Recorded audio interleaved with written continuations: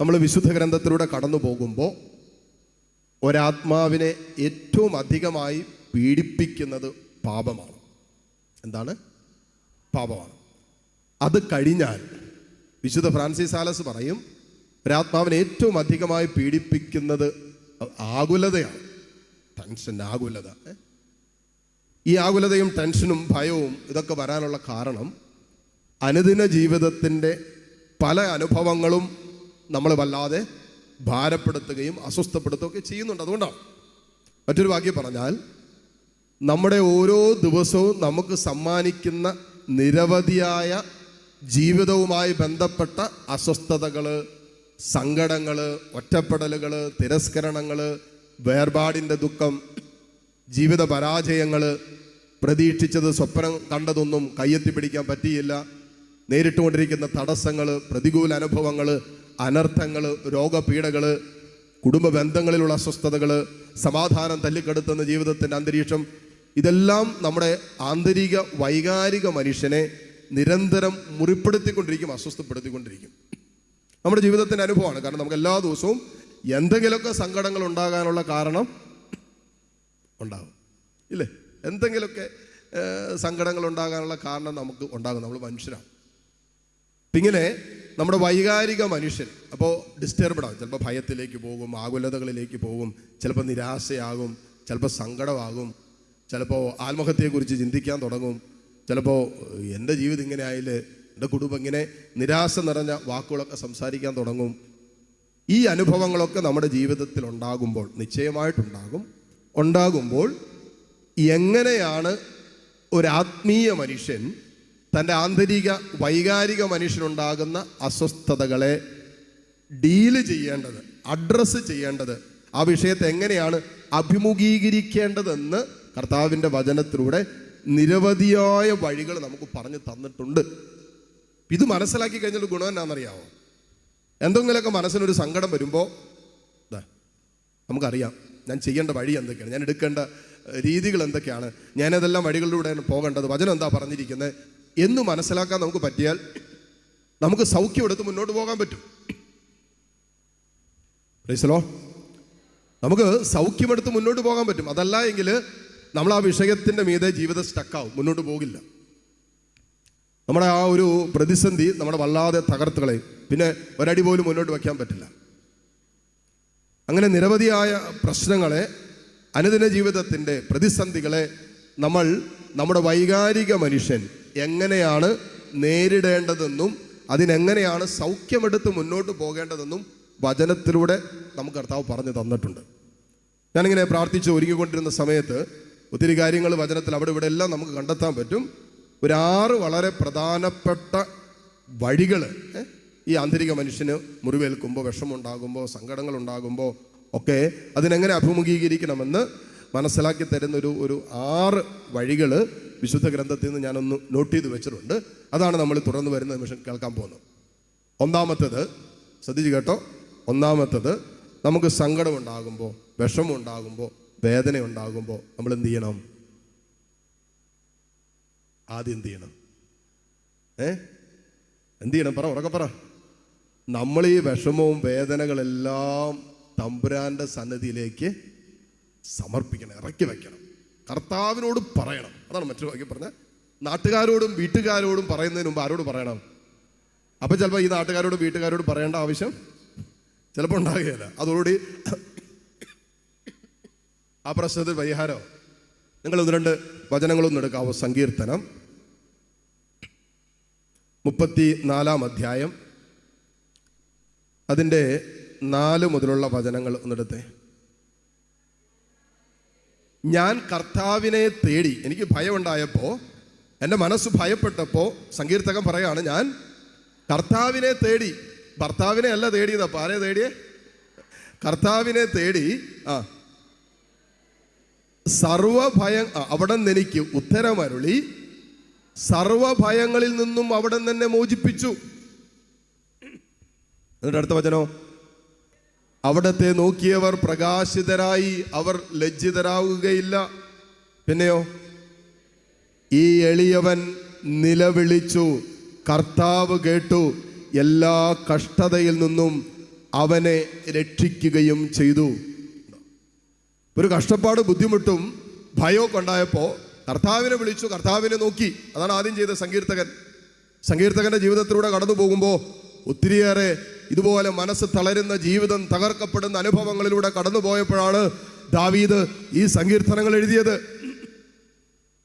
വല്ലാതെ മാനസികമായി തകർന്ന് തരിപ്പണമായി നിൽക്കുന്ന സമയത്തൊക്കെ എഴുതിയ സങ്കീർത്തനങ്ങൾ ഇതിനകത്തുണ്ട്. ഒറ്റപ്പെട്ട് നിന്നപ്പോൾ, ആരുമില്ലാതെ നിന്നപ്പോൾ, ഏകാഗിയായി ജീവിതത്തിൽ മാറിയ അനുഭവങ്ങളുടെ നടുവിലൊക്കെ നിന്നപ്പോഴൊക്കെ ദാവീദ് ദൈവത്തിന്റെ സന്നിധിയിലേക്ക് ഇതെല്ലാം ഇറക്കി വെച്ചിട്ട് എഴുതിയ സങ്കീർത്തനങ്ങളാണിത്. നിങ്ങൾ 42-ാമത്തെ വചനം ഒന്നെടുത്ത്, സങ്കീർത്തനം തന്നെ 42-ാമത്തെ സങ്കീർത്തനം ഒന്നെടുത്ത്.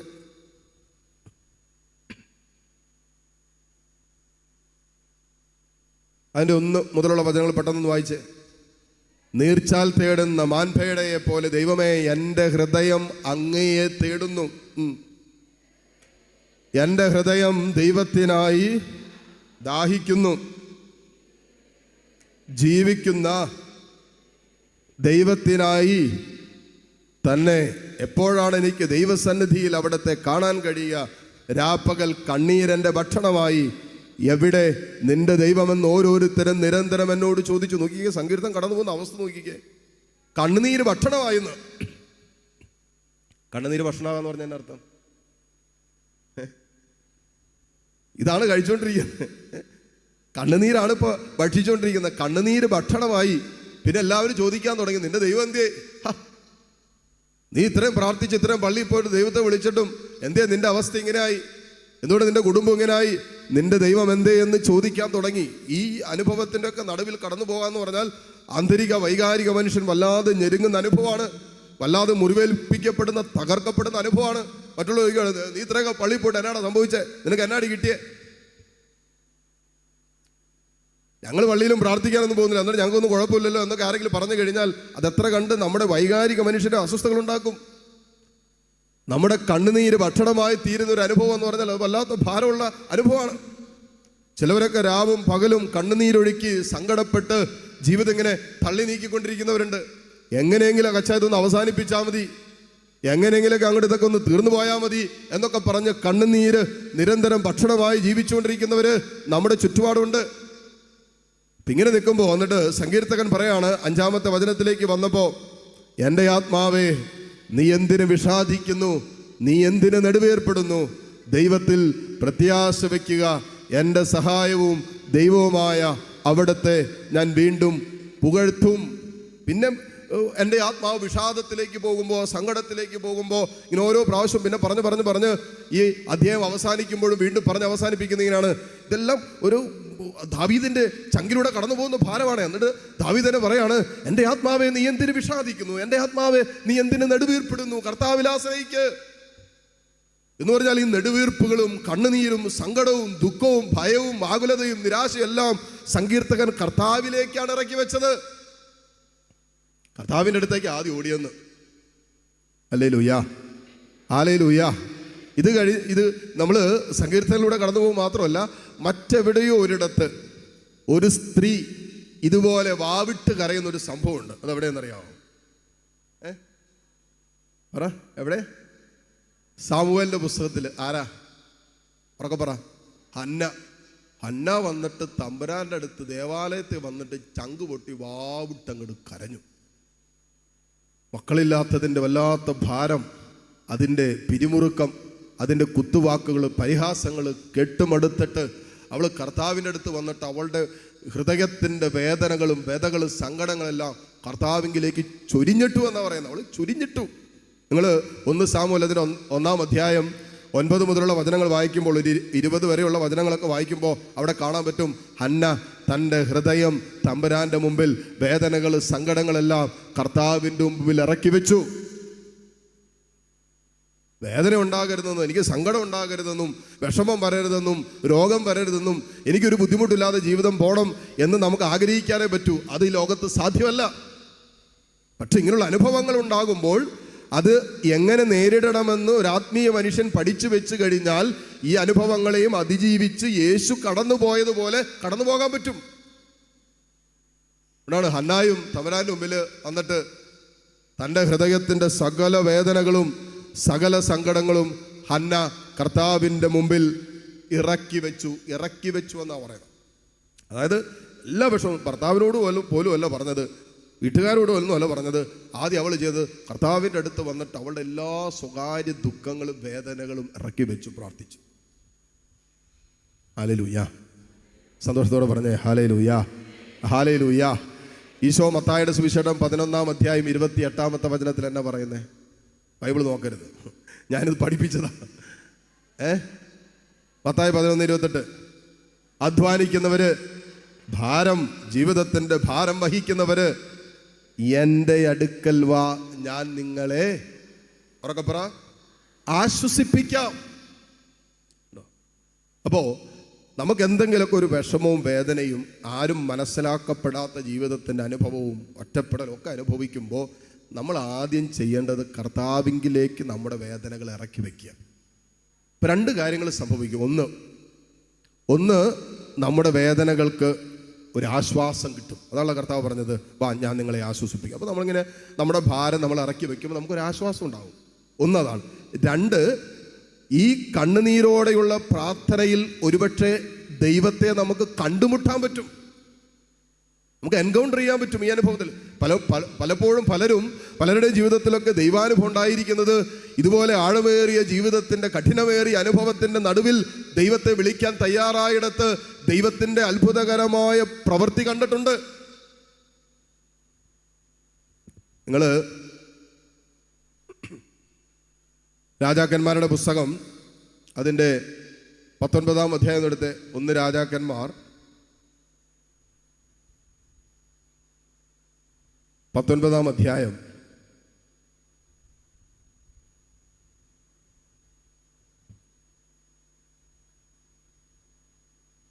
അതിൻ്റെ 1 മുതലുള്ള വചനങ്ങൾ നിങ്ങൾ സമയം കിട്ടുമ്പോൾ വായിച്ചാൽ മതി. നല്ല കുറച്ച് കാര്യങ്ങൾ ഞാൻ വായിക്കാം. ഇവിടെ ഏലിയ വല്ലാതെ സങ്കടപ്പെട്ട് കഷ്ടപ്പെട്ട് ഇത്രയൊക്കെ കർത്താവിന് വേണ്ടി ചെയ്തിട്ടും ആരും ഒന്നും മനസ്സിലാക്കുന്നുമില്ല, ഇതിനൊരു പ്രതിഫലമില്ല. ഇങ്ങനെയൊക്കെ ഒരു അനുഭവത്തിലൂടെ കടന്നു പോയപ്പോൾ ഏലിയാക്ക് തോന്നി എന്നാൽ പിന്നെ ചത്താൽ മതിയെന്ന്. ഏലിയക്ക് എന്നാ തോന്നിയേ? നമുക്ക് തോന്നിയത് തന്നെ ഏലിയക്കും തോന്നിയത്. ഏലിയക്ക് എന്നാ തോന്നിയേ? ആരും മനസ്സിലാക്കുന്നില്ല, ഞാൻ ഇത്രയൊക്കെ കഷ്ടപ്പെട്ടിട്ട്, ഞാൻ കുടുംബത്തിന് വേണ്ടി ഇത്രയൊക്കെ ചെയ്തിട്ട് മക്കൾ പോലും മനസ്സിലാക്കുന്നില്ല, ജീവിത പങ്കാളിയില്ല എന്നെ ഒന്ന് മനസ്സിലാക്കാൻ, കുടുംബത്തിൽ ആരുമില്ല എന്നെ ഒന്ന് മനസ്സിലാക്കാൻ എന്നൊക്കെ പറയുന്ന അനുഭവങ്ങളിൽ ചിലപ്പോൾ നമുക്ക് ഈ പ്രവാചകനെ പോലെ ചിന്തിക്കാം. അതിൻ്റെ 4-ാമത്തെ വചനത്തിൽ ഇങ്ങനെ എഴുതി വെച്ചിട്ടുണ്ട്, അവിടെ നിന്ന് അവൻ തനിയെ മരുഭൂമിയിലൂടെ ഒരു ദിവസത്തെ വഴി നടന്ന് ഒരു വാടാ മുൾച്ചെടിയുടെ തണലിലിരുന്നു. അവൻ മരണത്തിനായി പ്രാർത്ഥിച്ചു. എന്നാ ഇത്? മരണത്തിനായി. കർത്താവെ മതി, എൻ്റെ പ്രാണൻ എൻ്റെ പ്രാണൻ അങ്ങോട്ട് എടുത്തോ, മതി, മടുത്ത് എന്ന് പറഞ്ഞുകൊണ്ട് പ്രാണൻ എടുത്തോളാൻ പറഞ്ഞ് എലിയ കിടന്ന് കരയാൻ തുടങ്ങി. അല്ലാതെ കിടന്ന് കരയാൻ തുടങ്ങി. ദൈവമേ ഞാൻ മടുത്തു. എലിയ കിടന്ന് കരയാൻ തുടങ്ങിയപ്പോൾ സംഭവിച്ചെന്നാണെന്നറിയാവോ? അവിടെ അവൻ കർത്താവിൻ്റെ സ്വരം കേട്ടു. കർത്താവിൻ്റെ സ്വരം കേട്ടു. 9-ാമത്തെ വചനം നമുക്ക് കാണാം. അവൻ ഈ ഹൃദയം നുറങ്ങി മരണതുല്യമായ അനുഭവത്തിൽ എന്നെ അങ്ങോട്ട് എടുത്തോ എന്ന് പറഞ്ഞ് കർത്താവിൻ്റെ മുമ്പിൽ നിലവിളിച്ചപ്പോൾ അവൻ കർത്താവിൻ്റെ സ്വരം കേട്ടു. ഒരു ദൈവ പ്രവൃത്തി വെളിപ്പെടുകയാണ്. എന്നിട്ട് കർത്താവ് ചോദിക്കണം, നീ ഇവിടെ എലിയ, നീ ഇവിടെ എന്നാ ചെയ്യുന്നേ? ഒന്നുകിൽ നമ്മുടെ വേദനകള് സങ്കടങ്ങളെ നമ്മൾ ഇറക്കി വെക്കുമ്പോൾ അതിന് നമുക്ക് ആശ്വാസം ലഭിക്കുമെന്ന് മാത്രമല്ല, ആ സമയങ്ങളിൽ ദൈവത്തിൻ്റെ പ്രവൃത്തി വെളിപ്പെടാനുള്ള സാധ്യത കൂടുതലാണ്. ദൈവത്തെ കണ്ടുമുട്ടാൻ, ഒരു ദൈവാനുഭവത്തിൻ്റെ അനുഭവം നമ്മുടെ ജീവിതത്തിലൊക്കെ ഉണ്ടാകാൻ, ഒരു വ്യക്തിപരമായ ദൈവാനുഭവം ജീവിതത്തിൽ ഉണ്ടാകാൻ ചിലപ്പോൾ ഈ കഠിനമേറിയ ജീവിതത്തിൻ്റെ അനുഭവങ്ങൾ കാരണമായെന്ന് വരും. ഹല്ലേലൂയ. കർത്താവിൻ്റെ അടുത്തേക്ക് വന്നാൽ ഇതൊക്കെ സംഭവിക്കൂ. ഇതൊക്കെ സംഭവിക്കണമെങ്കിൽ തമ്പുരാൻ്റെ അടുത്തേക്ക്, വിഷമ വേദനയൊക്കെ തമ്പുരാൻ്റെ അടുത്തേക്ക് നമ്മൾ കൊണ്ടുവരണം. സന്തോഷത്തോടെ പറഞ്ഞേ ഹല്ലേലൂയ, ഹല്ലേലൂയ. ഇനി ഇങ്ങനെയുള്ള അനുഭവങ്ങൾ ഉണ്ടാകുമ്പോൾ അത് ഒരു വഴിയാണ്, നമ്മൾ ആദ്യം കർത്താവിൻ്റെ അടുത്തേക്ക് പോകാം. ഇനി രണ്ടാമത്, മനസ്സ് തളരുന്ന അനുഭവങ്ങൾ ഉണ്ടാകുമ്പോൾ നമ്മുടെ മനസ്സിൻ്റെ നവീകരണത്തിനായി ദൈവം തന്നതാണ് എന്ത്? പറ ദൈവത്തിൻ്റെ വചനം. ഇത് ദൈവത്തിൻ്റെ മനസ്സാണ്. ഇത് ദൈവത്തിൻ്റെ മനസ്സാണ്. വചനം ദൈവത്തിൻ്റെ മനസ്സാണ്. എന്നെക്കുറിച്ചും നിങ്ങളെക്കുറിച്ചും എന്നോടും നിങ്ങളോടും ദൈവം പറയാൻ ആഗ്രഹിക്കുന്ന ദൈവത്തിൻ്റെ മനസ്സാണ് ദൈവത്തിൻ്റെ വചനം. അപ്പം നമ്മുടെ മനസ്സ് മുറിയുന്ന, മനസ്സ് തളരുന്ന അനുഭവങ്ങളിലെല്ലാം നമുക്ക് ബലം തരാൻ ദൈവം തൻ്റെ വചനം നമുക്ക് തന്നിട്ടുണ്ട്. അതുകൊണ്ടാണ് നമ്മൾ എപ്പോഴും പറയുന്നത്, നിങ്ങൾ വചനം വായിക്കുക, വചനം പഠിക്കുക, വചനം ഉരുവിട്ട് പ്രാർത്ഥിക്കുക, വചനം ഇങ്ങനെ നിങ്ങൾ ഏറ്റുപറഞ്ഞ് പ്രാർത്ഥിക്കുക എന്നൊക്കെ പറയുന്നതിന് കാരണം എന്താ? വചനം നമുക്ക് ബലം തരും, വചനം നമുക്ക് ശക്തി തരും, വചനം നമുക്ക് ധൈര്യം തരും. ഈ പരീക്ഷയ്ക്കൊക്കെ പഠിക്കുന്ന പിള്ളേരുടെ അടുത്ത് വരുമ്പോൾ തന്നെ നമ്മൾ കൊടുക്കുന്ന 1-2 വചനങ്ങളുണ്ട് അല്ലേ? അതിനകത്ത് ഒരു വചനമാണ് ഫിലിപ്പി 4:13. എന്നാ? എന്നെ ശക്തനാക്കുന്ന എൻ്റെ കർത്താവിലൂടെ എനിക്ക് എല്ലാം ചെയ്യാൻ പറ്റും. അച്ഛാ എനിക്ക് പറ്റും തോന്നുന്നില്ല അച്ഛാ, ജയിക്കും തോന്നുന്നില്ല അച്ഛാ, പാസ്സാകുമെന്ന് അറിയില്ല അച്ഛാ എന്നൊക്കെ പറഞ്ഞ് ടെൻഷൻ അടിച്ച് വരുമ്പോൾ നീ ടെൻഷനൊന്നും അടിക്കണ്ട, നീ ഈ പറയുന്നതിന് പകരം ഇനി പറയണ്ട, എന്നാ എൻ്റെ കർത്താവിലൂടെ എനിക്കെല്ലാം ചെയ്യാൻ പറ്റും. മറ്റേത് പറച്ചിൽ നിർത്തിയിട്ട് എന്ത് ചെയ്യണം? ഇതൊരു 10 പ്രാവശ്യം പറയുമ്പോൾ ഈ വചനം ആത്മാവും ജീവനും ആയതുകൊണ്ട് ഇവൻ്റെ ആത്മാവിൽ ചലിക്കാൻ തുടങ്ങും, ഇവന് ജീവനുണ്ടാകാൻ തുടങ്ങും. അപ്പോൾ പ്രതീക്ഷയായി, പിന്നെ പ്രത്യാശയോടെ പിന്നെ പറയുന്നത് എൻ്റെ കർത്താവ് എനിക്ക് വേണ്ടി പ്രവർത്തിക്കും, എൻ്റെ ദൈവം പ്രവർത്തിക്കും. തോക്കോ ഇല്ലെന്നുള്ളത് പിന്നെ സെക്കൻഡറിയാണ്. പക്ഷേ എൻ്റെ ദൈവം എൻ്റെ കൂടെയുണ്ട്. അധ്വാനിക്കുമ്പോൾ, കഷ്ടപ്പെടുമ്പോൾ നിന്റെ അധ്വാനം കർത്താവിൽ അർപ്പിക്ക്, അപ്പോൾ അത് ഫലമണിയുമെന്ന് വചനം പറഞ്ഞിട്ടുണ്ട്. കർത്താവാണ് വിജയം തരുന്ന യോദ്ധാവ്, അവൻ എൻ്റെ മധ്യയുണ്ട്. ഈ വചനമൊക്കെ അങ്ങോട്ട് ഏറ്റു പറയാൻ തുടങ്ങുമ്പോൾ ഒരു ആന്തരിക മനുഷ്യൻ കരുത്ത് പ്രാപിക്കാൻ തുടങ്ങും, ബലം പ്രാപിക്കാൻ തുടങ്ങും. ശ്രമത്തിൽ പറയാമോ? Hallelujah, hallelujah, hallelujah. അതുകൊണ്ട് നിങ്ങൾ ചെയ്യേണ്ട ഒരു കാര്യം, കുറച്ച് വചനമെങ്കിലും ബൈഹാർട്ട് പഠിക്കണം. എന്ത് ചെയ്യണം? എന്തെല്ലാം കാര്യങ്ങൾ പഠിക്കുന്നു, എന്തെല്ലാം കാര്യങ്ങൾ ഓർത്തിരിക്കുന്നു. 10 വർഷം മുമ്പ് ജീവിത പങ്കാളി പറഞ്ഞ തെറി വരെ ഇപ്പോഴും മനസ്സിൽ നിന്ന് പോയിട്ടില്ല, ഇപ്പോഴും ഓർത്തിരിപ്പില്ലേ? അമ്മായിയമ്മ പറഞ്ഞത് ഇപ്പോഴും മനസ്സിൽ നിന്ന് പോയിട്ടില്ല. എന്ത് വ്യക്തമായിട്ട് അതൊക്കെ ഓർത്തിരിക്കുന്നത്. കുഞ്ഞുനാളിലെ ചെറുപ്പകാലത്ത് ടീച്ചർ പറഞ്ഞത് വരെ മറന്നിട്ടില്ല. അതൊക്കെ ഇപ്പോഴും വൈറസായിട്ട് കിടപ്പുണ്ട്. അങ്ങനെയെങ്കിൽ കുറച്ച് വചനം കൂടി അങ്ങോട്ട് പഠിക്കുക, എന്നിട്ട് അത് ഉള്ളിലിടുക, എന്നിട്ട് നിരന്തരം ഈ വചനം ഏറ്റു പറഞ്ഞ് പ്രാർത്ഥിക്കുക. ഹല്ലേലൂയ. സർവ്വത്ത് പറഞ്ഞേ ഹല്ലേലൂയ. ഇനിയിപ്പോൾ അങ്ങനെയൊക്കെ വചനം തപ്പാൻ ബുദ്ധിമുട്ടുണ്ടെങ്കിൽ, ഓഫീസിൽ ഞാൻ നേരത്തെ പറഞ്ഞ പോലെ അന്ന് 1 മാസം പ്രാർത്ഥിക്കാനൊക്കെ പോയിരുന്ന സമയത്ത് എഴുതിയൊരു പുസ്തകമാണ് പാതയിൽ പ്രകാശം എന്ന് പറയുന്ന പുസ്തകം. 40 സന്ദർഭങ്ങളിൽ ഏറ്റുപറഞ്ഞ്, എളുപ്പത്തിൽ ഏറ്റുപറഞ്ഞ് പ്രാർത്ഥിക്കാൻ പറ്റുന്ന 5 വചനങ്ങൾ വെച്ച് ഇതിനകത്തുണ്ട്. വേറെ ഒന്നുമില്ല, വചനം മാത്രമേ ഉള്ളൂ. അതെന്തിനാണെന്ന് പറയാം, ഇത് ബൈഹാർട്ട് ചെയ്യാൻ വേണ്ടിയാണ്. ഞാൻ സാധാരണ വരുന്നവർക്കൊക്കെ ഇങ്ങനെ എന്തെങ്കിലുമൊക്കെ ക്ഷമിക്കാൻ പറ്റുന്നില്ലേ, ഇതിനകത്ത് 5 വചനമുണ്ട്. ക്യാൻസർ രോഗം ഉണ്ട്, 5 വചനമുണ്ട്. പ്രലോഭനങ്ങളിൽ അതിജീവിക്കാൻ പറ്റുന്നില്ല, 5 വചനമുണ്ട്. ഉത്കണ്ഠ നിരാശയുണ്ടോ, അതിനുള്ള 5 വചനമുണ്ട്. ഭയം മാറണോ, 5 വചനമുണ്ട്. ആത്മഹത്യ പ്രവണതയുണ്ടോ, അതിനുള്ള 5 വചനമുണ്ട്. പഠന വിജയം വേണോ, അതിനുള്ള 5 വചനമുണ്ട്. അനർത്ഥകാലങ്ങൾ ഉണ്ടാകുമ്പോൾ 5 വചനമുണ്ട്. ഭവനം ഇല്ലേ, അതിന് 5 വചനമുണ്ട്. കടബാധ്യത മാറണം. അപ്പോൾ ഇതെന്തിനാണെന്നറിയാമോ? ഈ 5 വചനങ്ങളെങ്കിലും പഠിച്ചു കഴിഞ്ഞാൽ നമ്മൾ ആ ഒരു വിഷയം വരുമ്പോൾ നമ്മൾ അറിയാതെ ഈ വചനം നമുക്കായിട്ട് പ്രവർത്തിക്കാൻ തുടങ്ങും. ഹല്ലേലൂയ. ഇത് പ്രവർത്തിക്കാൻ തുടങ്ങും, നമുക്ക് വേണ്ടി ചലിക്കാൻ തുടങ്ങും. ഇപ്പോഴും അറിയാം, ഈ ഒരു അറിയപ്പെടുന്നൊരു കോളേജിൽ പഠിപ്പിക്കുന്ന ഒരു പ്രൊഫസർ, പുള്ളി 100-200 പുസ്തകവും മേടിച്ചുകൊണ്ട് വന്നു. പുള്ളി തന്നെ കാശ് മുടക്കി. ചാലക്കുടിയിലുള്ള ഒരു സ്കൂളിൻ്റെ പ്രിൻസിപ്പൽ സിസ്റ്റർ ഇടയ്ക്കിടയ്ക്ക് വിളിക്കും, അച്ഛൻ ഒരു 300-400 കോപ്പി വേണം. എന്തിനാ? 10ാം ക്ലാസ്സിലെയും 9ാം ക്ലാസ്സിലെയൊക്കെ പിള്ളേർക്ക് കൊടുക്കാനാന്ന് പറഞ്ഞുകൊണ്ട്. ഇതെന്നറിയുമോ? ഇത് അതിൻ്റെ റിസൾട്ട് കാണുന്നതുകൊണ്ടാണ്. ഈ വചനം ഏറ്റു പറഞ്ഞ്, ഞാൻ ഈ യൂട്യൂബിൽ ഇതിൻ്റെ ഇങ്ങനെ ഈ സംഭവങ്ങളെല്ലാം യൂട്യൂബിൽ ഇട്ടിട്ടുണ്ട്. അതിൻ്റെ അടിയിലുള്ള കമൻറ്റ് വായിച്ച് കഴിഞ്ഞാൽ കാണാൻ പറ്റും. അതുപോലെ കർത്താവ് ജീവിതത്തിൽ അനേകർക്ക് വിജയം നൽകിയത്, പരീക്ഷയ്ക്ക് പഠിക്കാനുള്ള 5 വചനങ്ങൾ അതിൻ്റെ അടിയിലേക്ക് കമൻറ്റ് വായിച്ചു കഴിഞ്ഞാൽ 10,000 കമൻറ്റ് കിടപ്പുണ്ടോ അതിനകത്ത്. ഇത് ഏറ്റു പറഞ്ഞ് അവർക്ക് ധൈര്യവും അഭിഷേകവും കിട്ടിയിട്ട് ജീവിതത്തിൽ വിജയിച്ചത്. പലവട്ടം എഴുതിയിട്ട് പരാജയപ്പെട്ട് കിടന്നത് ഈ വചനം ഏറ്റു പറഞ്ഞ വചനത്തിന് അഭിഷേകം കിട്ടിയിട്ട് അനുഗ്രഹം കിട്ടിയത്. ഹല്ലേലൂയ. ഈ വചനം ഏറ്റു പറയുന്നത് യഥാർത്ഥത്തിൽ സമയം എൻ്റെ വൈകാരിക ആന്തരിക മനുഷ്യന് ശക്തി കിട്ടുക, ബലം കിട്ടുക. മറ്റേതെങ്ങനെയാണെന്നറിയാവോ? നേരെ വിപരീതം, ടെൻഷനാ. അയ്യോ ജയിക്കോ. മുഴുവൻ പഠിച്ചിട്ടുണ്ടെന്ന് ഓർക്കണം. എല്ലാം പഠിച്ചിട്ടുണ്ട്. കഷ്ടപ്പെട്ട് 3-4 മാസമായിട്ട് തന്നെ പുറകെ നടന്ന് രാവും പകലും ഒക്കെ പഠിച്ച് ഒന്നും ഇനി പഠിക്കാനില്ല, എല്ലാം പഠിച്ചു. എന്നാലും അച്ഛാ ജയിക്കോ അച്ഛാ, ഭയങ്കര ടെൻഷനാ അച്ഛാ, ഒന്നും ഓർമ്മ വരാത്ത പോലെയൊക്കെ അച്ഛാ. അവിടെയൊക്കെ നമ്മൾ ഈ വചനം അപ്ലൈ ചെയ്യുമ്പോൾ, വചനം നമ്മൾ ഏറ്റു പറയുമ്പോൾ അത്ഭുതകരമായ ദൈവത്തിൻ്റെ പ്രവൃത്തി കാണാൻ പറ്റും. ഒരു സംശയമില്ല. ശ്രമത്തിൽ പറഞ്ഞേ ഹല്ലേലൂയ, ഹല്ലേലൂയ. അപ്പോൾ മനസ്സിന് സംഘർഷങ്ങളും മനസ്സിന് വിഷമമൊക്കെ ഉണ്ടാകുമ്പോൾ അതിന് പറ്റുന്ന കുറച്ച് വചനങ്ങളൊക്കെ നമ്മൾ ഹൃദയത്തിൽ എഴുതിയിടണം. മനസ്സ് തളരുന്ന അനുഭവങ്ങൾ വരുമ്പോൾ ആ സമയത്ത് തളർന്നു പോകാനല്ല നമ്മൾ മനസ്സിനെ അനുവദിക്കേണ്ടത്, മറിച്ച് ആ അനുഭവങ്ങളിൽ അതിജീവിച്ച് മുന്നോട്ട് പോകാൻ കർത്താവ് തന്ന വചനമുണ്ടല്ലോ, അത് ഹൃദയം കൊണ്ട് ഏറ്റുപറയുക. യുവാക്കളെ പോലെ, കഴുകന്മാരെ പോലെ ഞാൻ ചിറകടിച്ചുയരും, ഞാൻ വീടുപോകില്ല, ഞാൻ തളരില്ല, എൻ്റെ കർത്താവ് എൻ്റെ പക്ഷത്തുള്ളത് കൊണ്ട് ആരെനിക്കെതിരെ നിൽക്കും എന്നൊക്കെ പറഞ്ഞ് പ്രാർത്ഥിക്കണം. നിങ്ങൾ 119 സങ്കീർത്തനം അതിൻ്റെ 28ഉം 29ഉം വചനം ഒന്നും എടുത്തേ. ദുഃഖത്താൽ എൻ്റെ ഹൃദയം ഉരുകുന്നു. ദുഃഖം കൊണ്ട് എൻ്റെ ഹൃദയം ഉരുകാൻ തുടങ്ങിയപ്പോൾ സങ്കീർത്തകൻ പറഞ്ഞു, കർത്താവേ അങ്ങയുടെ വചനം അനുസരിച്ച്, അങ്ങയുടെ വചനത്തിൻ്റെ വാഗ്ദാനം അനുസരിച്ച് എന്നെ ശക്തിപ്പെടുത്തണമേ, തെറ്റായ മാർഗങ്ങളിൽ നിന്നും എന്നെ അകറ്റണമേ, കാരുണ്യപൂർവ്വം അങ്ങയുടെ നിയമം, അങ്ങയുടെ വചനം എന്നെ പഠിപ്പിക്കണമേ. എന്നെ വചനം പഠിപ്പിക്കണമേ. എന്ത് പഠിപ്പിക്കാനാ പറഞ്ഞേ? അതുകൊണ്ടാണ് നമ്മളിവിടെ എല്ലാ 2ാം ശനിയാഴ്ചകളിലും കുട്ടികൾക്ക് വേണ്ടി ഈ വചനം പഠിപ്പിക്കാൻ വേണ്ടി നമ്മുടെ കുഞ്ഞുങ്ങൾ ഒരുമിച്ച് കൂട്ടുന്നത്. വചനം പഠിപ്പിക്കാൻ വേണ്ടിയാ. അതുകൊണ്ടാണല്ലോ ശൈശവത്തിൽ തന്നെ നടക്കേണ്ട വഴി പഠിപ്പിച്ചാൽ അവൻ വാർദ്ധക്യത്തിലും അതിൽ നിന്നും പിന്മാറുകയില്ല. ഹല്ലേലൂയ. സർവ്വത് പറഞ്ഞേ ഹല്ലേലൂയ, ഹല്ലേലൂയ. കഴിഞ്ഞ ദിവസം എന്നെ കാണാൻ വേണ്ടി ഒരു കൊച്ചു വന്നു പ്രാർത്ഥിക്കാൻ വേണ്ടി. അമ്മയും കുഞ്ഞും കൂടിയാണ് വന്നത്, ഗ്രാൻഡ് മദറും കൊച്ചും കൂടിയാണ് വന്നത്. കൊച്ചിന് പഠിക്കാനൊക്കെ ഇച്ചിരി കഴിവ് കുറവുണ്ട് എന്നാണ് ഗ്രാൻഡ് മദർ പറഞ്ഞത്. പിന്നെ ഇച്ചിരി അസ്വസ്ഥതകളെ കുഞ്ഞിനുണ്ട്.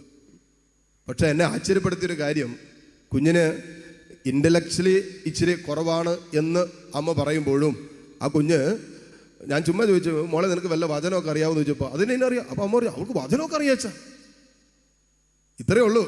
ഒരു 1-ലോ 2-ലോ അങ്ങോട്ട് പഠിക്കുന്നെന്ന് തോന്നുന്നു കൊച്ച്. ഞാൻ എൻ്റെ ഇൻസ്റ്റാഗ്രാമിൽ ആ കൊച്ചിൻ്റെ വീഡിയോ എടുത്തിട്ടുണ്ട്. പറയാൻ തുടങ്ങി കുണുകുണാന്ന് കുഞ്ഞ് വചനം പറയുന്നത്. എനിക്ക് തന്നെ വണ്ടറായിപ്പോയി. ഞാൻ പറഞ്ഞാൽ നീ 1 മിനിറ്റ് ഒരു വചനം പറയാൻ പറയും. 1 മിനിറ്റ് കൊണ്ടുള്ളേക്ക് വന്നൊരു 10-15 വചനം പറഞ്ഞിട്ടുണ്ടെന്ന് തോന്നുന്നു, ഒറ്റ മിനിറ്റ് കൊണ്ട്. അത്രയും ഫാസ്റ്റായിട്ട് ഈ കൊച്ചു വചനം പറയുന്നത്. ഞാൻ ആ അമ്മയുടെ അടുത്ത് പറഞ്ഞ്, ഈ കൊച്ചിന് ബുദ്ധി ഇല്ലാത്തതിൻ്റെ പേരിൽ നിങ്ങൾ വിഷമിക്കണ്ട, കൊച്ചു ജീവിതത്തിൽ പരാജയപ്പെട്ടു പോകുന്നില്ല. കാരണം അത് ഈ ചെറുപ്രായത്തിൽ ആ കുഞ്ഞിന് അത്രയും വചനം അറിയാം. നമ്മുടെ പിള്ളേർക്ക് ഈ ചെറുപ്രായത്തിലേക്ക് അറിയാവുന്ന കാര്യങ്ങൾ എന്നൊക്കെയാണെന്നറിയാം. മറ്റേ കാർട്ടൂണിൻ്റെ പേര്, അതിൻ്റെ പേര് ഞാൻ മറന്നുപോയി. എനിക്ക് കുറച്ച് അറിയാമായിരുന്നു, പക്ഷെ ഇപ്പോൾ കിട്ടുന്നില്ല. മറ്റേ കുട്ടി ടി വിയിലുള്ള സാധനങ്ങൾ, മറ്റേ ടി വിയിലുള്ള സാധനങ്ങൾ, ഏതൊക്കെ സാധനത്തിന് പേരുണ്ടായിരുന്നു. എന്നൊക്കെ പിള്ളേർ, മാതാപിതാക്കൾക്ക് ഇപ്പോൾ കൃത്യമായിട്ട് അറിയാമായിരിക്കും. കാരണം എന്താ, വീട്ടിൽ ഈ കുഞ്ഞുങ്ങളെ നോക്കുന്ന മാതാപിതാക്കൾ ആകെ കാണുന്നത് കാർട്ടൂണായിരിക്കും അല്ലേ. വേറെ ഒന്നും കാണാനായി പിള്ളേർ സമ്മതിക്കാത്തതുകൊണ്ട് ഇപ്പോൾ കുഞ്ഞുങ്ങളെക്കാളും നന്നായിട്ട് മാതാപിതാക്കൾക്ക് അറിയാം ഈ പിള്ളേരുടെ പ്രോഗ്രാം എന്തൊക്കെയാണ്. അതുകൊണ്ട് കർത്താവിൻ്റെ വചനം, നമ്മുടെ ആന്തരിക മനുഷ്യൻ, വൈകാരിക മനുഷ്യൻ തളരുമ്പോൾ ഈ വചനം നമ്മെ ബലപ്പെടുത്തും. ഉറക്കെ പറഞ്ഞേ ഹല്ലേലൂയ, ഹല്ലേലൂയ. നമ്മുടെ മനസ്സ് തളരുമ്പോൾ മനസ്സ് നവീകരിക്കപ്പെടുന്നത് കർത്താവിൻ്റെ വചനത്താലാണ്. മനസ്സിൻ്റെ നവീകരണം നടക്കുന്നത് കർത്താവിൻ്റെ വചനത്താലാണ്. അത് അനുദിനം നവീകരിക്കപ്പെടേണ്ടത്. നമ്മുടെ മനസ്സ് അനുദിനം നവീകരിക്കപ്പെടുക. കാണുന്ന എല്ലാ സമയവും, നമ്മുടെ എല്ലാ ദിവസവും മനസ്സ് തകർക്കപ്പെടുന്ന അനുഭവങ്ങൾ ഉണ്ടാകുന്നുണ്ട്. മനസ്സ് തളരുന്ന, വേദനിക്കുന്ന അനുഭവങ്ങൾ ഉണ്ടാകുന്നുണ്ട്. അതുകൊണ്ട് മനസ്സ് നവീകരിക്കപ്പെടുക എന്നുള്ളത് ഒരു മനുഷ്യ ജീവിതത്തിൻ്റെ ആത്യന്തികമായ ആവശ്യമാണ്. അത് നമുക്ക് തമസ്കരിക്കാൻ പറ്റില്ല, തള്ളിക്കളയാൻ പറ്റില്ല. നിങ്ങൾ റോമാക്കാർക്ക് എഴുതിയ ലേഖനം 12-ാം അധ്യായം അതിൻ്റെ 2-ാമത്തെ വചനം ഒന്ന് വായിച്ച. റോമ 12:2. നിങ്ങൾ ലോകത്തിന് അനുരൂപരാകരുത്. എന്ന് പറഞ്ഞാൽ ലോകം പറയുന്ന കാര്യങ്ങളിലേക്ക് നിങ്ങളുടെ മനസ്സിനെ വിട്ടുകൊടുക്കരുത് എന്നാ പറയുന്നത്. നിങ്ങൾ ലോകത്തിന് അനുരൂപരാകുന്നു. ലോകം പലതും പറയുന്നേ. ലോകം നമ്മളെ നോക്കി പലതും പറയും. ഇന്ന് നിന്റെ മനസ്സ് തളരാനും നിന്റെ മനസ്സ് തകർക്കപ്പെടാനും ഒരു കാരണം, ലോകത്തിലുള്ളവര്, നാട്ടിലുള്ളവര് നിന്നോട് പറഞ്ഞ കാര്യങ്ങളല്ലേ നിന്റെ മനസ്സിൽ കിടക്കുന്നേ, നിന്റെ ഹൃദയത്തിൽ കിടക്കുന്നേ. നിന്റെ ആലോചനയെ, നിന്റെ ചിന്തയെ, നിന്റെ മനസ്സിന്റെ വൈകാരികതയെ എല്ലാം ഇന്ന് നിയന്ത്രിച്ചുകൊണ്ടിരിക്കുന്ന ലോകം പറയുന്ന കാര്യങ്ങളാണ്. അതുകൊണ്ടാണ് വചനം പറയുന്നത്, ലൗകികം അല്ലെങ്കിൽ ഈ ലോകത്തിന് നിങ്ങൾ അനുരൂപരാകരുത്. പിന്നെന്ത് ചെയ്യണം? നിങ്ങളുടെ മനസ്സിന്റെ നവീകരണം വഴി നിങ്ങൾ രൂപാന്തരപ്പെടണം. മനസ്സ് നവീകരിക്കപ്പെടണം. ഇതെല്ലാം കേട്ട് കേട്ട് കേട്ട് കെട്ട വാക്കുകൾ കേട്ട്, പ്രത്യാശയില്ലാത്ത വാക്കുകൾ കേട്ട്, മനസ്സ് തളർത്തുന്ന ജീവിതത്തിൻ്റെ സ്വരം കേട്ടൊക്കെ നമ്മൾ വല്ലാതെ തകർന്നും തരിപ്പണമായിട്ട് കിടക്കുന്നുണ്ടെങ്കിൽ വചനം പറയാണ്, നിന്റെ മനസ്സ് നവീകരിക്കപ്പെടണം. അതിന് നീ ഈ ലോകത്തോട് അനുരൂപരാകരുത്. എന്നിട്ട് വചനം പറയാണ്, പ്രത്യുത നിങ്ങളുടെ മനസ്സിൻ്റെ നവീകരണം വഴി രൂപാന്തരപ്പെടണം. അപ്പം എന്താ സംഭവിക്കുന്നതെന്നറിയാവോ?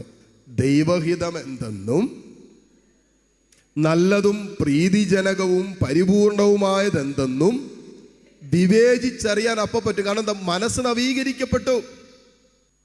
മൂന്നാമത്തത്, അതിനേക്കാൾ പ്രധാനപ്പെട്ട ഒരു കാര്യമാണ്, നമ്മൾ എന്ത് ചെയ്യണമെന്ന് അറിയാവോ?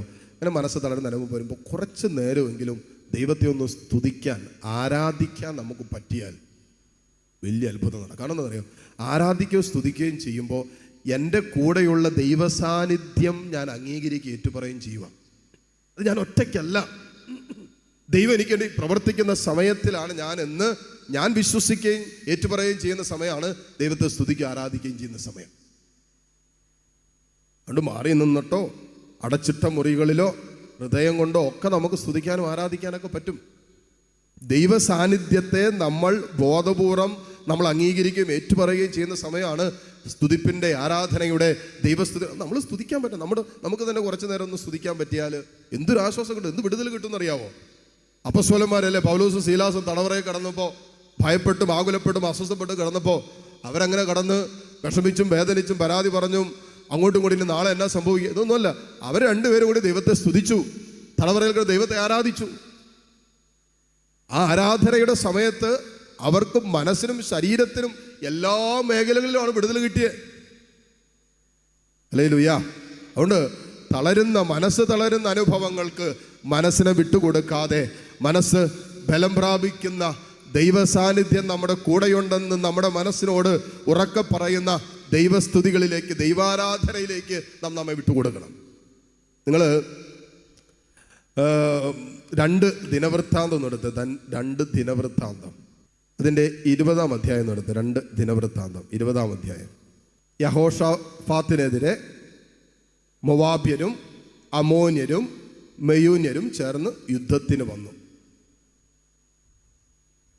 അപ്പോൾ 3-ാമത്തെ വചനം, അവൻ ഭയന്നു കർത്താവിങ്കിലേക്ക് തിരിയാൻ തീരുമാനിക്കുകയും യൂദായിലെങ്ങും ഉപവാസം പ്രഖ്യാപിക്കുകയും ചെയ്തു. അപ്പം അങ്ങനെ വന്നു കഴിഞ്ഞപ്പോഴേക്കും ഭയമായി, യുദ്ധം വരാൻ പോവാണ്.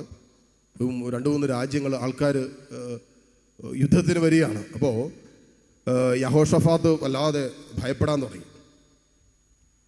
അങ്ങനെ നിങ്ങൾ കുറച്ച് വായിച്ച് കടന്നു പോകുമ്പോൾ ഒരു 12-ാമത്തെ വചനത്തിൻ്റെ അവസാനത്തിൽ എത്തി നിൽക്കുമ്പോൾ, ഞങ്ങൾക്കെതിരെ വരുന്ന ഈ വലിയ സൈന്യവ്യൂഹത്തോട് പൊരുതാൻ ഞങ്ങൾ അശക്തരാണ്. യഹോഷാഫാത്ത് പറഞ്ഞു, ഞങ്ങൾ അശക്തരാണ്, ഞങ്ങൾക്ക് ദൈവമേ ബലമില്ല ഇവർക്കെതിരെ പൊരുതാൻ. എന്ത് ചെയ്യേണ്ടുവെന്ന് ഞങ്ങൾക്ക് അറിഞ്ഞും കൂടാ. അങ്ങനെ ഒരു സാഹചര്യത്തിൽ ഇപ്പം നിൽക്കുന്നത്. ഇനിയിപ്പോൾ എന്ത് തീരുമാനിക്കും, ഇനി എങ്ങനെ മുന്നോട്ട് പോകും, എന്ത് ചെയ്യണമെന്ന് അറിയില്ല. ഇതിന് ഇപ്പോൾ അനുഭവിക്കുന്ന ഈ അവസ്ഥയെ അതിജീവിക്കാൻ ഞങ്ങൾ അശക്തരുമാണ്. ഈ പ്രലോഭനത്തെ, ഈ പ്രതിസന്ധിയെ, ഈ മനസ്സ് തളരുന്ന അനുഭവത്തെ അതിജീവിക്കാൻ പോലും ഞാനിപ്പോൾ അശക്തരാണ്, എനിക്ക് എന്ത് ചെയ്യണമെന്നും അറിയില്ല എന്ന് യഹോഷാഫാത്ത് പറയുമ്പോൾ, എന്നിട്ട് പറയാണ്, എങ്കിലും ഞങ്ങൾ അങ്ങയെ അഭയം പ്രാപിക്കുന്നു. അപ്പം ഇതൊക്കെ പറഞ്ഞുകൊണ്ടിരിക്കുന്ന സമയത്ത് കർത്താവിൻ്റെ ആത്മാവ്, 14-ാമത്തെ വചനം വായിച്ചാൽ മനസ്സിലാവും, സഭാമധ്യേ നിന്നിരുന്ന ആസാഫ് വംശജനും ലേവിനുമായ യഹസിയേലിൻ്റെ മേൽ വന്നു. ഇനി യഹസിയേൽ പറയുന്നത് എന്നാന്ന് കേട്ടോട്ടെ, ഇതാണ് കേൾക്കേണ്ടത്. 15-ാമത്തെ വചനം, യഹസിയേൽ പറഞ്ഞു, യൂദായിലും ജെറുസലേമിലും വസിക്കുന്നവരും യഹോഷാഫാത്ത് രാജാവും കേൾക്കട്ടെ, കർത്താവ് നിങ്ങളോട് അരുളി ചെയ്യുന്നു, നിങ്ങൾ ഭയപ്പെടേണ്ട, നിങ്ങളല്ല ദൈവമാണ് പൊരുതുന്നത്. നിങ്ങളല്ല ദൈവമാണ് പൊരുതുന്നത്. വലിയൊരു കോൺഫിഡൻസ് കൊടുത്തു. എന്നിട്ട് അവരെ കൊണ്ട് ചെയ്യിപ്പിച്ചത് എന്നാണെന്നറിയാവോ? പിറ്റേ ദിവസം നിങ്ങൾ ശ്രദ്ധിച്ചാൽ മനസ്സിലാകും. 22-ാമത്തെ വചനം വായിക്കുമ്പോൾ അവിടെ കാണാൻ പറ്റും. 21-22 വചനങ്ങളൊക്കെ, വിശുദ്ധ വസ്ത്രങ്ങൾ അണിഞ്ഞ് സൈന്യങ്ങളുടെ മുമ്പേ നടന്ന് കർത്താവിന് കൃതജ്ഞത അർപ്പിക്കുവിൻ, അവിടുത്തെ അചഞ്ചല സ്നേഹം ശാശ്വതമാണെന്ന് പാടാൻ ജനങ്ങളുമായി ആലോചിച്ച് അവൻ ഗായകരെ നിയോഗിച്ചു.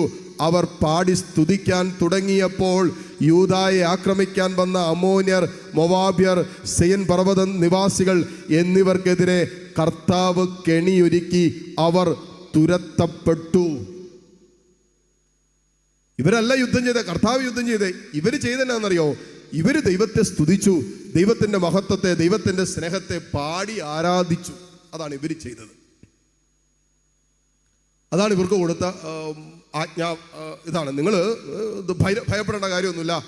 എല്ലാവരും വിളിച്ചു കൂട്ടിയിട്ട് ദൈവത്തെ ആരാധിക്കാൻ പറഞ്ഞു, ദൈവത്തെ സ്തുതിക്കാൻ പറഞ്ഞു, ദൈവത്തെ മഹത്വപ്പെടുത്താൻ പറഞ്ഞു. വേറെ ഒന്നിനെക്കുറിച്ച് നിങ്ങൾ ടെൻഷൻ അടിക്കേണ്ട. ഇവർ ദൈവത്തെ ആരാധിക്കാൻ ഈ സങ്കടത്തിൻ്റെ തീരുമാനമെടുക്കാൻ പറ്റാതെ ഭാരപ്പെട്ടു നിന്ന, ഭയപ്പെട്ടു നിന്ന അനുഭവത്തിൽ അവർ ആ അനുഭവത്തിൽ ദൈവത്തെ സ്തുതിച്ച് ആരാധിച്ചു. വചനം പറയാണ്, ദൈവം ഇറങ്ങി പ്രവർത്തിച്ചു, ശത്രുക്കളെ തുരത്തി ഓടിച്ചു. പറഞ്ഞ ഹല്ലേലൂയ, ഹല്ലേലൂയ, ഹല്ലേലൂയ. ഇത് പറയുന്നത് എന്തിനാണെന്നറിയാവോ? നമുക്ക് അനുദിന ജീവിതത്തിലെ അനുഭവം വരുമ്പോൾ നമ്മൾ വേറെ വഴിയൊന്നും അന്വേഷിക്കാതെ നമുക്ക് ദൈവം വചനം തന്നിരിക്കുന്ന വഴിയാണത്.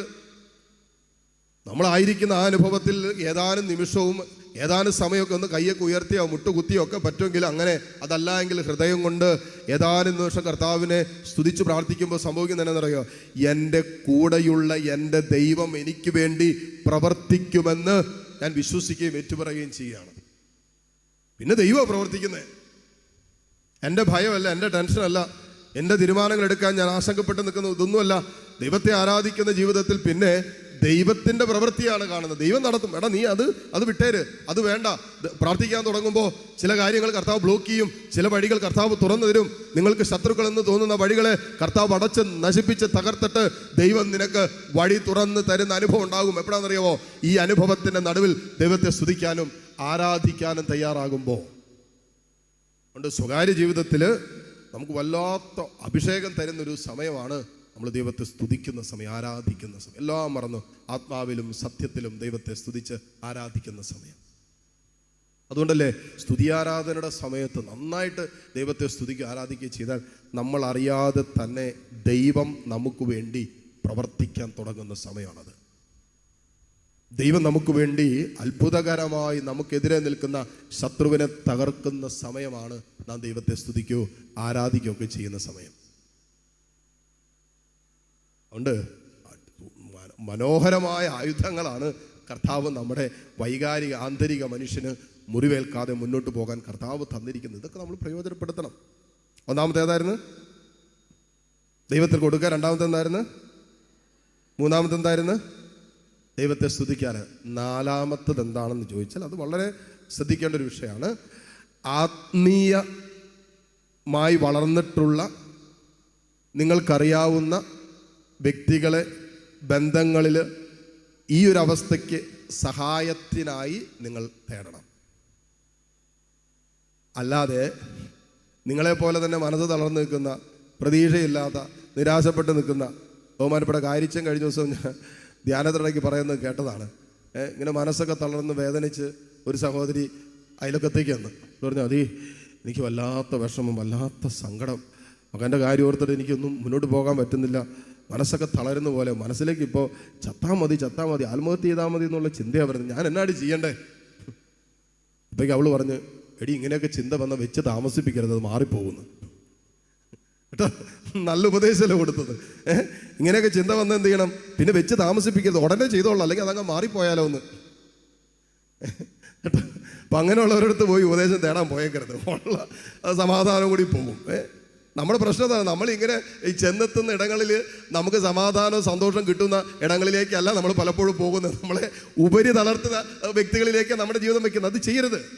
ആത്മീയമായി വളർന്നു നിൽക്കുന്ന, ബലപ്പെട്ട് നിൽക്കുന്ന സാഹചര്യങ്ങളിലേക്ക്, അല്ലെങ്കിൽ നിങ്ങൾക്ക് ആത്മീയ ബലം തരാൻ സാധ്യതയുള്ള ഇടങ്ങളിലേക്ക്, ഇങ്ങനെ പറയുന്ന പോലെ വചനം കേൾക്കാനുള്ള സാധ്യതകളിലേക്ക്, നമുക്കൊരു ആത്മീയ ഉപദേശം തരാനുള്ള ഇടങ്ങളില്ല എങ്കിൽ നമുക്കിപ്പോൾ യൂട്യൂബിലും ഒക്കെ വചനം കേൾക്കാനുള്ള സാധ്യതകളുണ്ട്.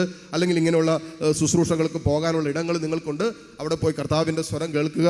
അതല്ല എങ്കിൽ കർത്താവിൻ്റെ സ്വരം നമുക്കായി പങ്കുവെച്ച് തരാൻ കഴിവുള്ള ആത്മീയമായി ബലപ്പെട്ട ഇടങ്ങളിലേക്ക് നമ്മുടെ ജീവിതത്തെ വയ്ക്കുക. അപ്പം അവർക്ക്, എനിക്കിപ്പോൾ എൻ്റെ മനസ്സ് തളർന്നിരിക്കുന്നതുകൊണ്ട് എനിക്കറിയില്ല എന്താ ദൈവ പദ്ധതി എന്ന്, ഞാൻ എന്ത് തീരുമാനിക്കണമെന്ന് എനിക്കറിയില്ല. ഇങ്ങനെയുള്ള സമയങ്ങളിൽ നമ്മൾ തീരുമാനങ്ങൾ എടുക്കാനും പാടില്ല, അത് തെറ്റിപ്പോവും. മനസ്സ് കലുഷിതമായി നിൽക്കുമ്പോൾ, മനസ്സ് തകർന്ന് നിൽക്കുമ്പോൾ, ഭാരപ്പെട്ട് നിൽക്കുമ്പോൾ നമ്മൾ തീരുമാനങ്ങൾ എടുക്കാതിരിക്കുന്നതാണ് നല്ലത്. കാരണം തെറ്റിപ്പോകാനുള്ള സാധ്യത കൂടുതലാണ്. എന്ത് ചെയ്യണം? നമ്മളൊരു ആത്മീയ ആലോചന സ്വീകരിക്കണം.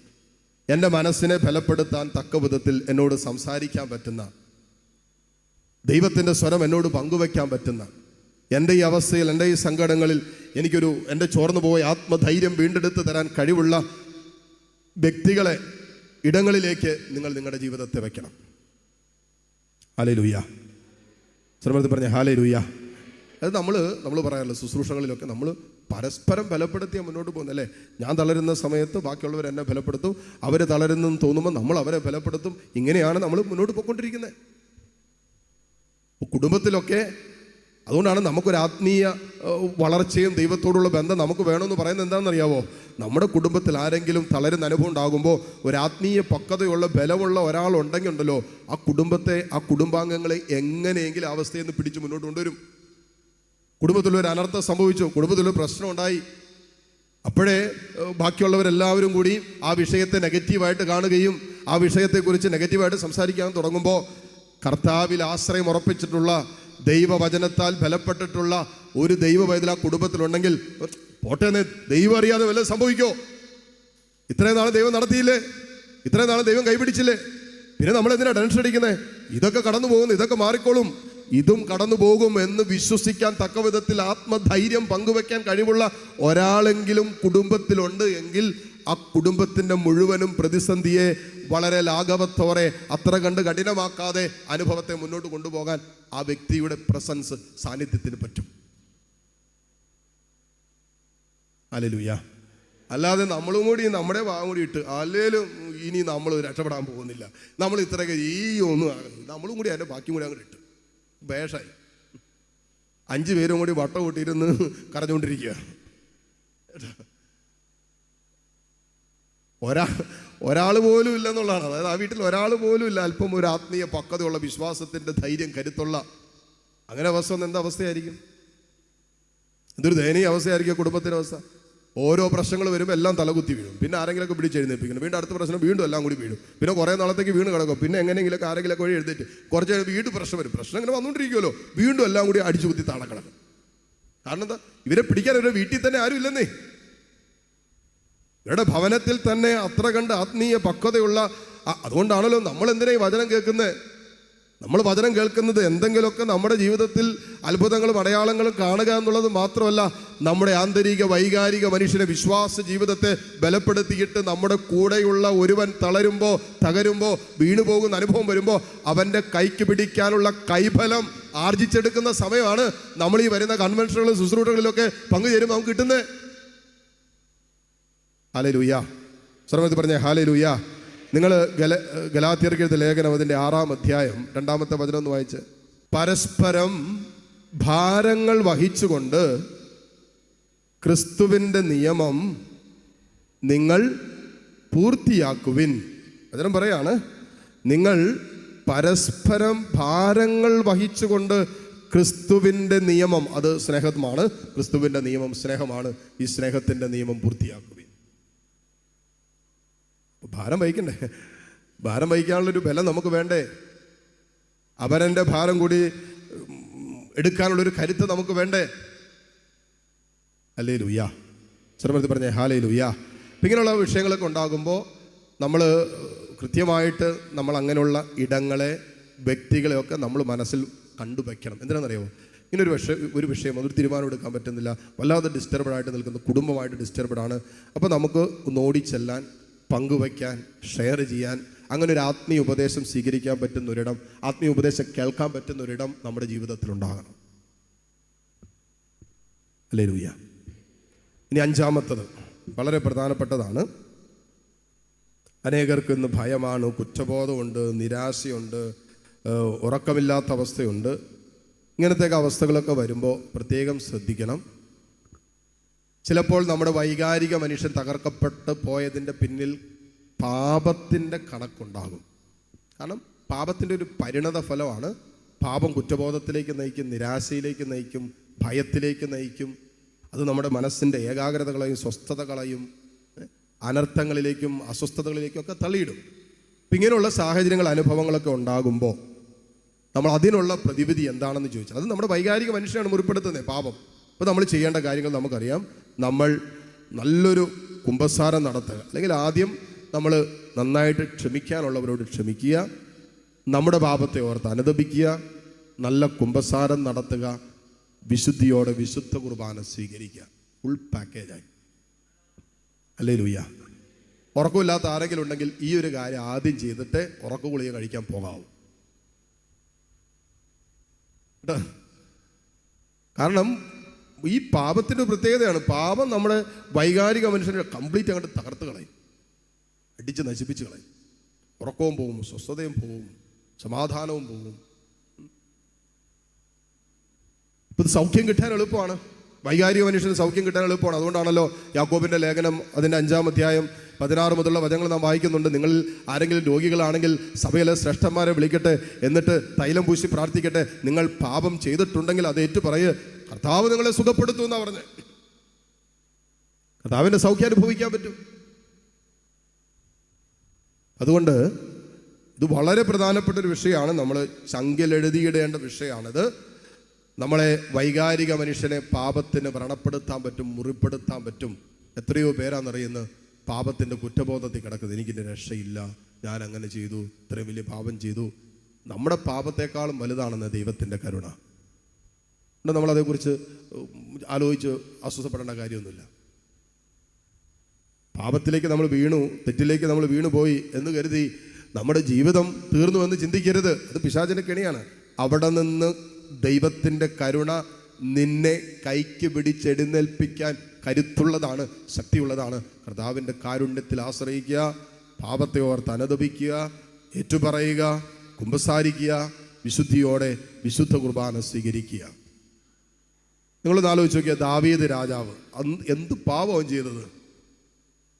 ദാവീദ് രാജാവ് അത്രയും പാപം ചെയ്തിട്ട് അവൻ 51-ാം സങ്കീർത്തനം എഴുതുന്നത് പോലും, ദൈവമേ കരുണയ്ക്ക് വേണ്ടി, കർത്താവിൻ്റെ കരുണയ്ക്ക് വേണ്ടി, ഞാൻ പാപിയാണ്, കൊടിയ പാപിയാണ്, കരുണ കാണിക്കണമെന്ന് കർത്താവിൻ്റെ കരുണയ്ക്ക് വേണ്ടി ദാവീദ് രാജാവ് കരയുന്നതാണ്.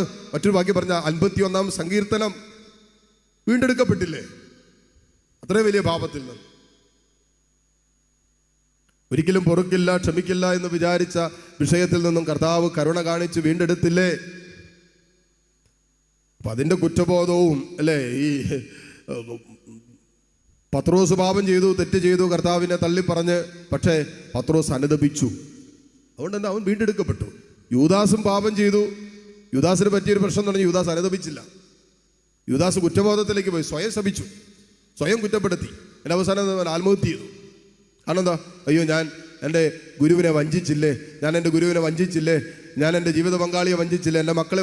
ഇതൊക്കെ ആലോചിച്ചുകൊണ്ടിരുന്നു കഴിഞ്ഞാൽ സ്വാഭാവികമായിട്ടും വഞ്ചനയുടെ അവസാനം അവൻ ആത്മഹത്യയിലേക്കാണ് പോയേ. എന്നാൽ പത്രോസ് അനുതാപത്തിലേക്ക് വന്നു, കരഞ്ഞു എന്നാണ് പറയുന്നത്. കോഴി കൂകിയപ്പോൾ അവൻ കരഞ്ഞു, വാവിട്ട് കരഞ്ഞു എന്ന് പറഞ്ഞാൽ അവൻ അനുതപിച്ചു. രണ്ടുപേരുടെ ഫെയ്റ്റ് നോക്കിക്കേ. ഒരാൾ സഭയുടെ ആദ്യത്തെ മാർപ്പാപ്പയായി, ഒരപ്പസ്തോലൻ സഭയിലെ ആദ്യത്തെ നമ്മൾ പറഞ്ഞില്ലേ ആത്മഹത്യ ചെയ്തവനായിട്ട് മാറി. രണ്ടുപേരുടെ അന്ത്യം നോക്കിക്കേ. ഇതന്നെ നമുക്ക് സംഭവിക്കാൻ പോകുന്നത്. നമ്മുടെ അന്ത്യങ്ങളിലേക്ക് നമ്മൾ തന്നെയാണ് നമ്മുടെ ജീവിതത്തെ വലിച്ചിഴയ്ക്കുന്നത്.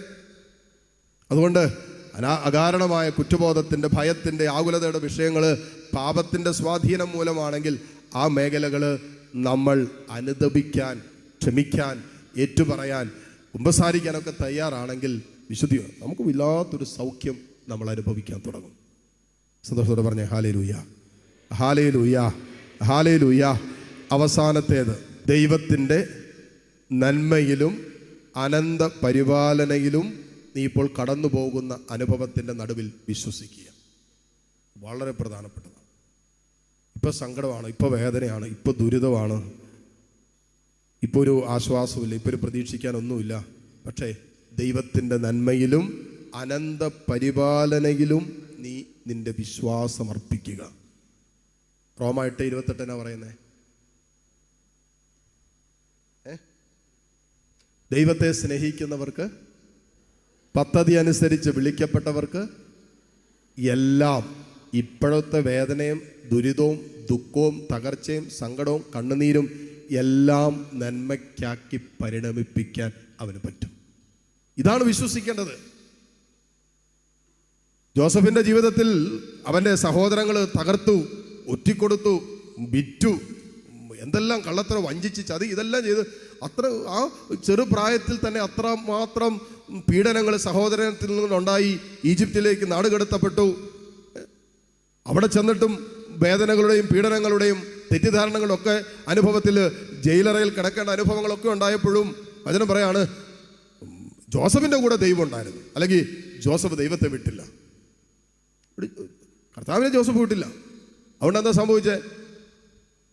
ജനസിസ് ഉൽപ്പത്തി 50-ാം അധ്യായം വായിക്കുമ്പോൾ ജോസഫ് പറയാണ്, സഹോദരങ്ങളെ കണ്ടപ്പോൾ നിങ്ങൾ എനിക്ക് തിന്മയായിട്ട് ചെയ്തത് ദൈവം നന്മയ്ക്കാക്കി മാറ്റി. ഹല്ലേലൂയ. അതായത് ഈ പൊട്ടക്കിണറ്റിൽ ഇട്ടവരെ പോലും പിൽക്കാലത്ത് രക്ഷിക്കുന്നത് ഈ പറയുന്ന ജോസഫാ. ആലോചിച്ചോക്കെ. അങ്ങനെ ഒരു ദൈവത്തിൽ പൂർണ്ണമായിട്ടും വിശ്വാസം. അപ്പോൾ ഇപ്പോൾ കടന്നു പോകുന്ന ഈ വേദന, ഈ സങ്കടം, ഞാൻ കടന്നു പോകും, ഇതും കടന്നു പോകും, ഇതും കടന്നു പോകും എന്ന് വിശ്വസിക്കണം.